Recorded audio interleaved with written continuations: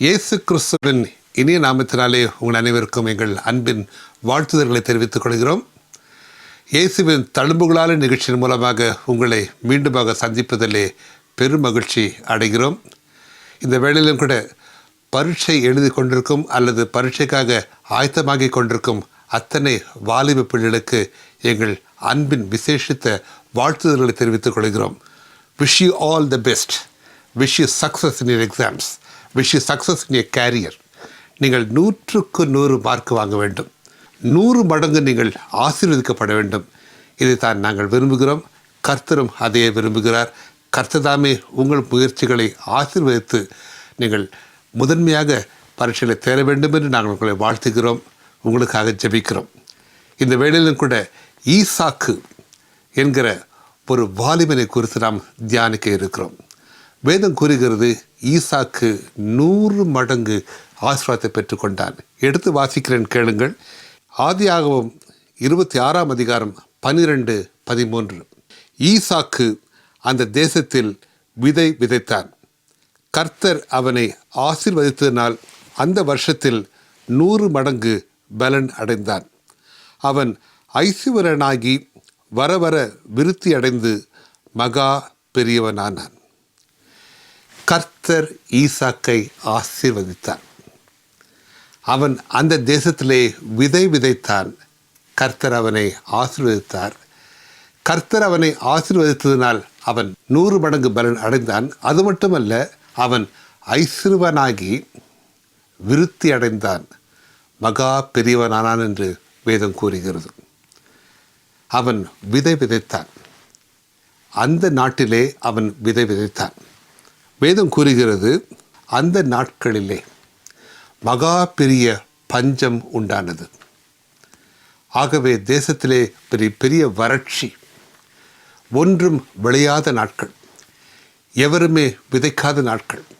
அந்த வறண்ட நாட்களிலே, பஞ்சம் மிகுந்த நாட்களிலே ஈசாக்கு விதை விதைத்தான்.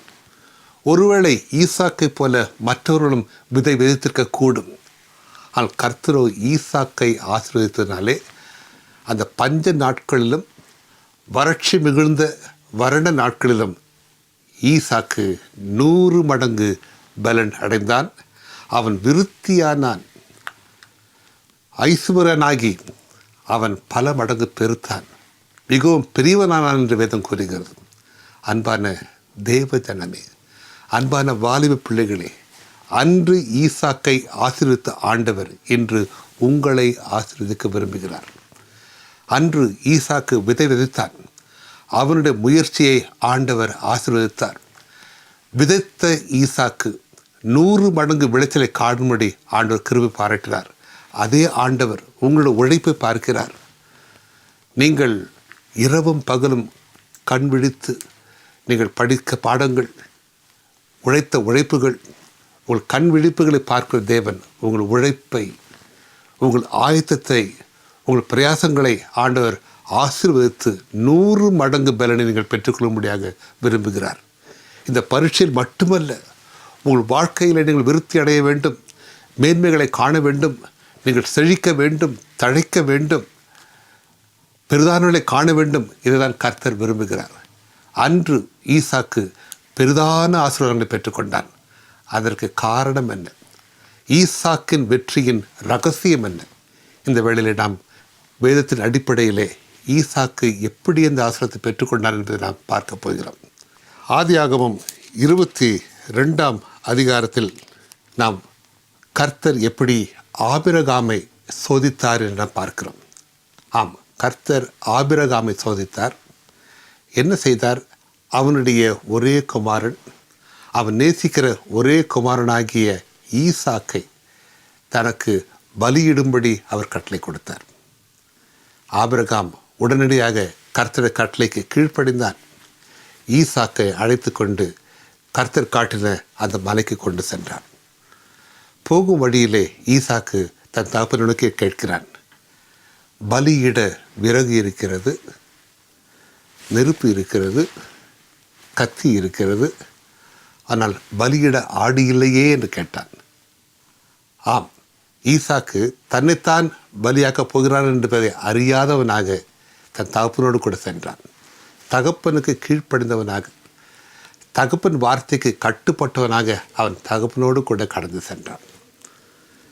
பலிபீடம் கட்டப்பட்டது, விறகுகள் அடுக்கப்பட்டது.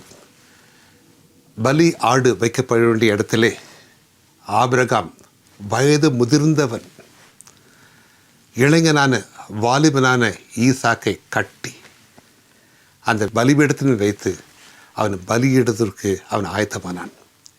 ஈசாக்கு தான் பலியிடப்படப் போகிறோம் என்பதை அறிந்தும் அவன் தன்னை அர்ப்பணித்தான்.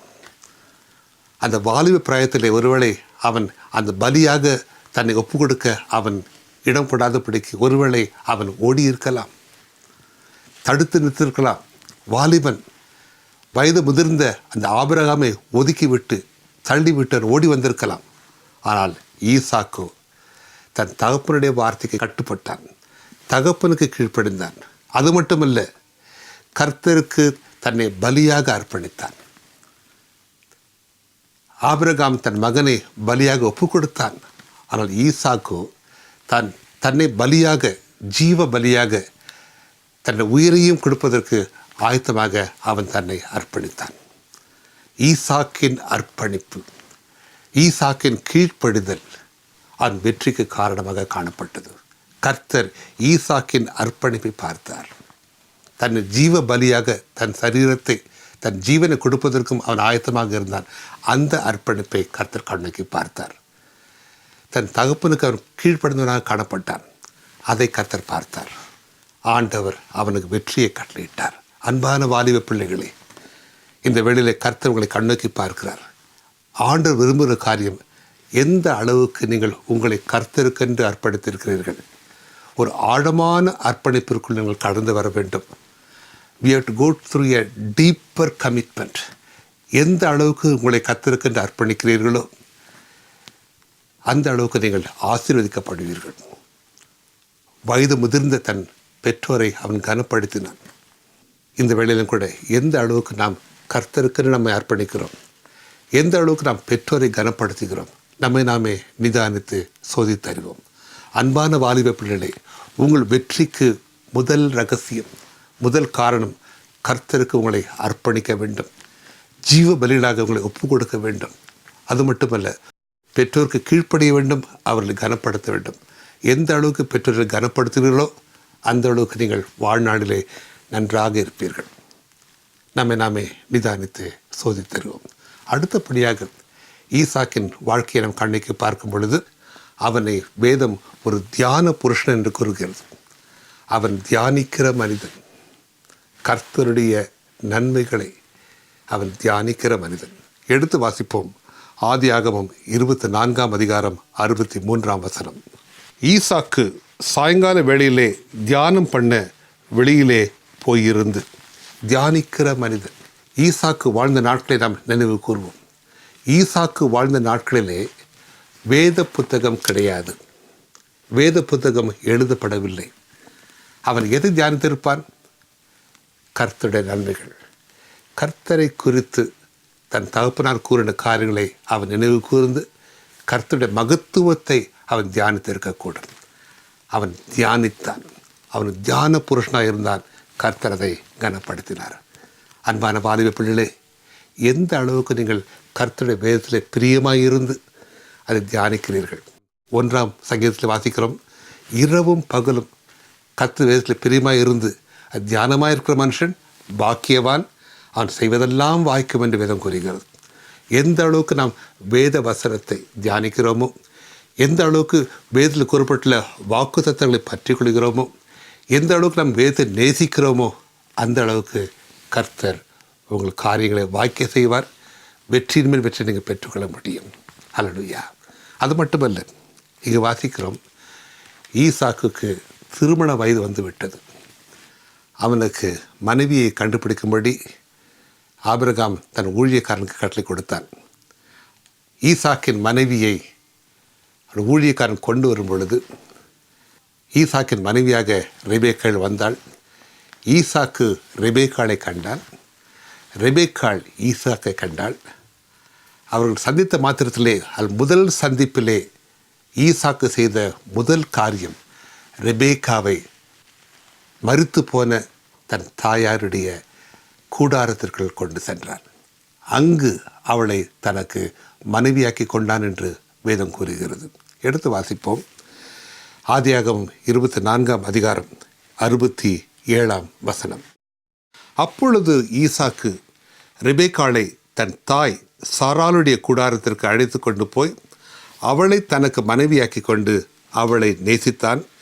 ஈசாக்கு தன் தாய்க்காக கொண்டிருந்த துக்கம் நீங்கி ஆறுதல் அடைந்தான்.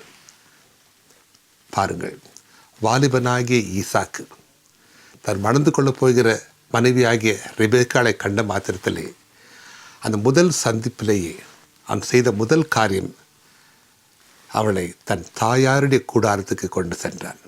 அங்கு தன்னை மனைவியாக்கி கொண்டான். தாயாரை கனப்படுத்தினான். மரித்து போன தன் தாயாரை நினைவு கூர்ந்து அங்கு அவளை தன் தாயாரை கனப்படுத்தினான். கர்த்தர் அவர் மனைவியாகிய ரெபேக்காளின் மூலமாக அவனுக்கு பெரிய ஆறுதலை கட்டளையிட்டார். வாலிப பிள்ளைகளே, நீங்கள் உங்கள் திருமண காரியத்தில் எந்த அளவுக்கு உங்கள் பெற்றோர்களை கனப்படுத்துகிறீர்கள், எந்த அளவுக்கு உங்கள் பெற்றோர்கள் ஆசீர்வாதத்தை பெற்றுக்கொள்கிறீர்கள். ஈசாக்கு தன் திருமணத்திலும் தன் பெற்றோரை கனப்படுத்தினான். கர்த்தர் அவனை ஆசீர்வதித்தார். கடைசியாக ஈசாக்கின் பொறுமை. ஈசாக்கு தன் தகப்பனார் தோண்டின துறவுகளெல்லாம் மீண்டுமாக அவன் தோண்டினான். தண்ணீர் புறப்பட்டு வந்தது.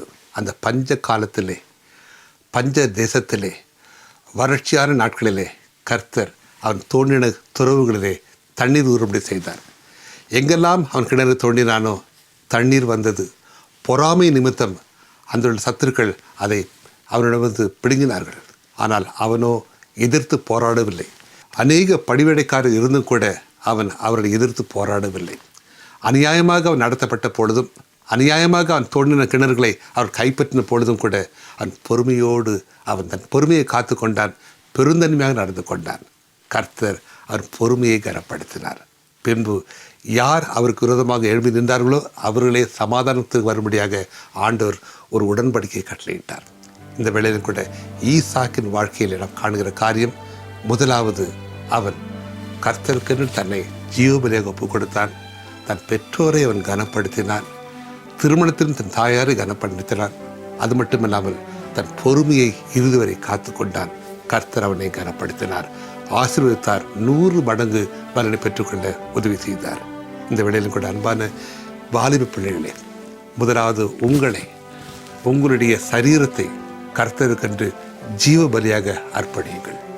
உங்கள் பெற்றோருக்கு கீழ்ப்படிந்து அவர்களை கனப்படுத்துங்கள். உங்கள் பொறுமையை காத்து கொள்ளுங்கள். கர்த்தர் பெரிய காரியங்கள் செய்வார். பெரிய வெற்றியை காணும்படி கிருபை பாராட்டுவார். நீங்கள் ஒவ்வொருவரும் 100 மடங்கு ஆசீர்வதிக்கப்பட வேண்டும். இதுவே கர்த்தரின் நோக்கம். Wish you all the best and God bless you. உங்களுக்காக நாங்கள் தொடர்ந்து ஜெபிப்போம். கர்த்தர் தாமே உங்களை ஆசீர்வதிப்பாராக. ஆமென்.